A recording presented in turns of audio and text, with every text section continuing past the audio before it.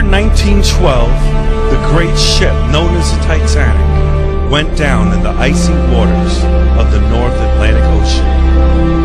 That ship was the ultimate in human knowledge and ingenuity.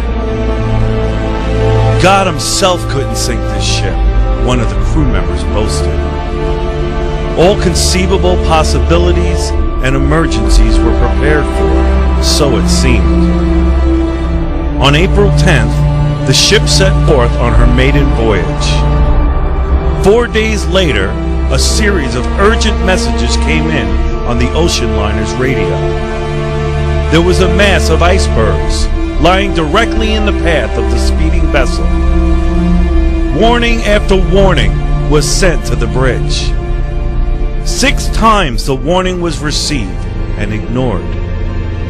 Suddenly, about 20 minutes before midnight, there appeared an iceberg directly ahead, taller than the ship itself. The captain's last-minute efforts to turn the giant ship were all to no avail. The Titanic struck the iceberg, tearing a 300-foot gash in its hull. Only 675 people made it into the lifeboats.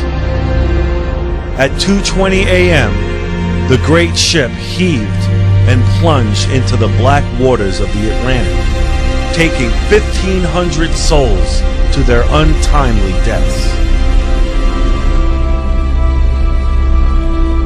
This is a picture of the world today, rushing full speed ahead, unaware of the impending, unseen disaster ahead. Just as the Titanic received numerous warnings, so too have end-time Christians. We are witnessing last-day prophecies being fulfilled right before our very eyes. The formation of Israel, an increasingly lawless society, the rise of false prophets, an increase in knowledge, wars and rumors of wars, earthquakes and famines, the world headed for a one-world government.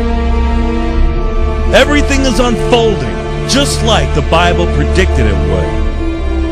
Many godly men of our own day warning us to be alert, to be sober, for the day of the Lord is approaching.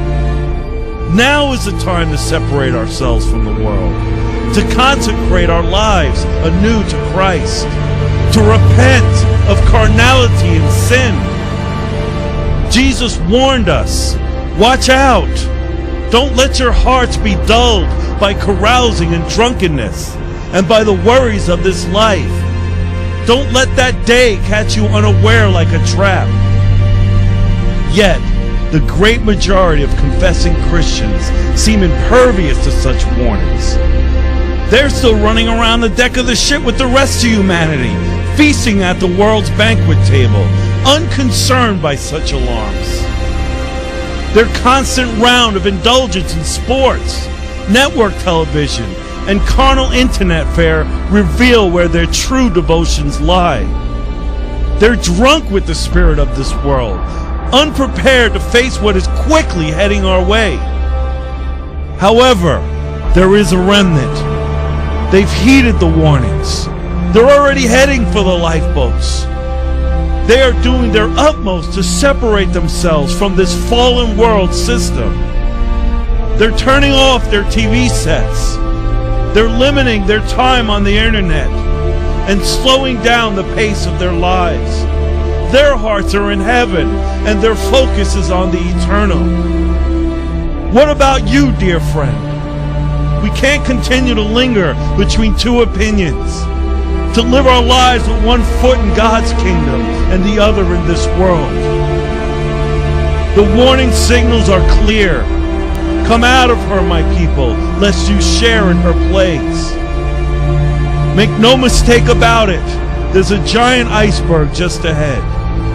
The time for frivolity is quickly coming to an end.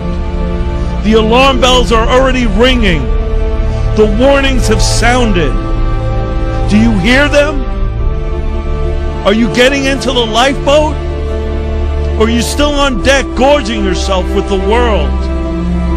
Are you heeding the warnings, or will you be swept away with all the others? Jesus said it would be as in the days before the flood.